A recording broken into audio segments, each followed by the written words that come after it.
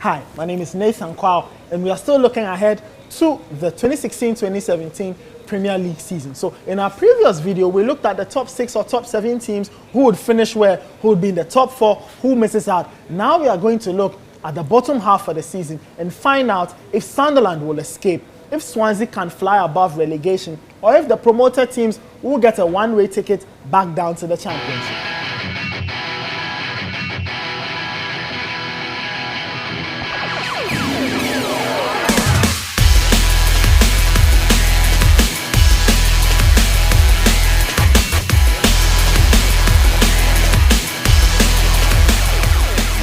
Let's end this conversation with Chelsea. How are they going to fare this season? I've seen them. They are trying to put pieces together. Antonio Conte, I think, needs a few more pieces to complete the machine he wants to attack the season with.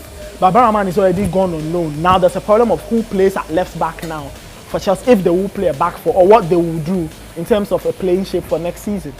Well, Chelsea are an interesting prospect from every angle that you look at it. They've scrapped their 4-2-3-1 play system under Goose Hiddink, and now they are doing something of a 4-2-4 system. So clearly, Conte is trying to sit deep, grab the ball, and quickly break forward and dominate in the attacking spaces. And I mean, the Babaraman move to Schalke just clearly gives you an indication of what he's trying to do. If you've seen Chelsea throughout preseason, you get the sense that they are either going to play an all-out winger at left wing back this season. Victor Moses, possibly Kennedy, the Brazilian, at left back this season. That's what it looks like to me. Antonio Conte has shown us that his tactics or his knowledge of tactics is right there with the best of them. I've seen him in the International Cup. I saw him with the Azzurri during the Euros. He's a manager who knows how to win in tough situations, period. And that's what his opponents will be worried about. I feel that Chelsea fans might be a bit too eager for their team to get back up there with the big boys. I mean, they might just about make the top 4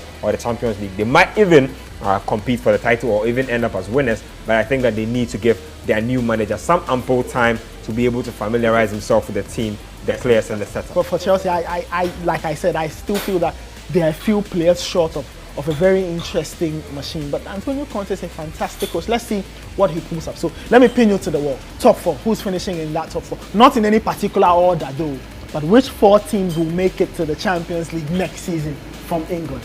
Well, that's a tough one. But I think that Manchester United will still be in the top 4. Okay. Liverpool will still be in the top 4. Jurgen Klopp gets to start a fresh campaign with his team. He says that this is his team. He feels that his imprint is on this team finally, so he can take the stick if he does not make a top 4. Liverpool will certainly be in there. Okay. 3. Manchester City should be in there.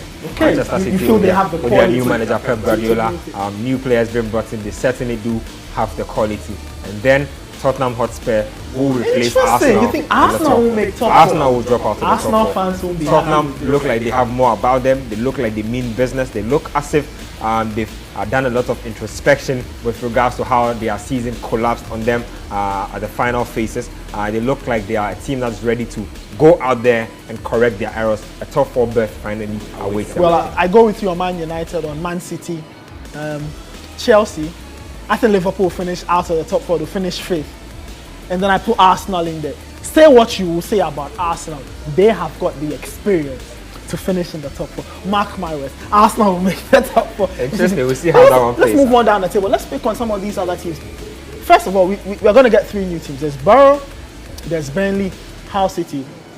Burnley and Hull City, we'll call them experienced because they were there a few seasons ago. Borough are coming back for the first time since 2008, I believe. Will these 3 survive? Now, Hull City don't have Steve Bruce anymore. He's gone. Are they going to survive? Well, I mean, of all the teams that have been promoted recently, the more familiar one is Burnley. And if you look at how Burnley were eliminated the last time out, I mean, you feel sorry for them because they are one of those teams that gave 120%. I remember they picked the point of Man United, exactly. They did Manchester City at Turf Moor. They gave effort in every single game that they played, and they were still relegated. And it was simply because they did not have the sort of players that could produce magic in games that needed the unexpected. And I think that that's what might come back to haunt them. You look at Hull City, and they look more like they have an X factor about them. Abel Hernandez, he's still in there. Mo Diame, fantastic midfielder. El Mohammadi. El Mohammadi, he's been around for a long time. I can almost call him a Premiership veteran from the African point of view. Mo Diame, like I mentioned already, he scored the crucial goal that got them here in the first place. But I do feel that how their campaign gets off will have a selling effect. Bruce, they will have exactly. Now they are still they are still in the market for a new manager, and I mean we know how these things do. Players need pre-season, players need to be settled, and players need to buy into the strategy of the manager early in the season, just so they can get off to a good start, and then the season can settle down for them. But I certainly feel that Hull City have enough about them to survive. Middlesbrough, I look at with a third eye. They failed to back Neven Subotic. The deal was almost done, and it broke down at the final minute. Honestly speaking, I think that they were better off without Neven Subotic. He might appear a big name, and he might appear as if they are doing serious business if they have him, but I think that he's about at least 3 notches off the level he was on when the big clubs in Europe were after him. I think that they still have a fantastic setup, but we might not forget their head coach, Aitor Karanka, former Real Madrid player, former Real Madrid assistant manager. Ghana's own Albert Adoma is in there. He's had his own interesting issues with Aitor Karanka throughout the season, but they do have a strong bond. If you look at what he did for them in the championship, you certainly know that Albert Adoma will be a key part of how Borough fared this season, but I do not think that they have enough quality to stay up. I think the league will be too competitive for them to stay up, but then again, I tip Burnley to be able to stay up because I feel that Sean Dyche, military-style manager, like I said, they gave 120% in every game they played in the season when they were relegated. They might have learned a few tricks. They might have lost some players, but they know the business of the Premiership well, and they will have just about enough to stay up. Sunderland, however, I was about to get to that. They've changed because Sam Allardyce is England manager. There's David Moyes in the mix. Yes, David Moyes is in the mix. It will be interesting to see how David Moyes comes back. I mean, United fans, I believe, will be tracking David Moyes' progress even more than David Moyes himself will be tracking his own progress, just because of the history that exists between the two men. But does Sunderland have enough quality to stay up? I think that Sam Allardyce kept this team up not because of his tactical brilliance, but of his charisma and of his simplicity in doing things. David Moyes has a penchant for asking players to go practice free kicks in the open, ask them not to eat French fries. These are the sort of things.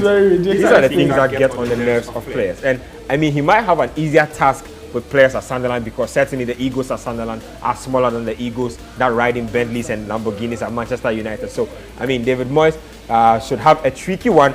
I mean, I will make them a wild card to be relegated, but you never know. Let's just end it on Andrea Ayew and Swansea. Last season, they had to scrap towards the end to stay up. Andrea Ayew got about 13 goals. Now, first question, is he going to see out a full season with Swansea, or he will leave at a point? We are hearing rumours of West Ham showing interest in Andrea. Secondly, can Swansea fight off relegation again? Could you should ask me about Swansea fighting off relegation, because I was just about to mention that I think that they are an outside candidate to be relegated. Last season, you watched them, and really, if you take away the play of Andrea Ayew and Gylfi Sigurdsson, it was a spiritless team.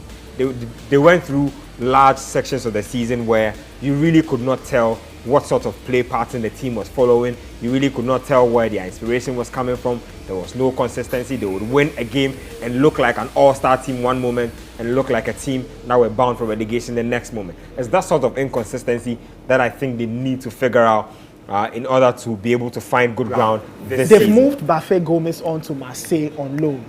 Good mistake. I wouldn't call it a good mistake, but do you think it's a good move or a bad move? Because I'm beginning to wonder, now what if Andrea Ayew doesn't get them goals? Well, like you mentioned, they are planning to play him as an all-out striker next season. He scored, what, 11 or so, 12 goals last season. You do have the sense that he has more in him, and he will, not for anything at all, want to play to increase his own value as a footballer. I think that him moving or staying will depend largely on how the early part of the season goes. If the season goes really well for Swansea, he might just think about seeing out the season, just to, like I said, increase his value and then move to a bigger club.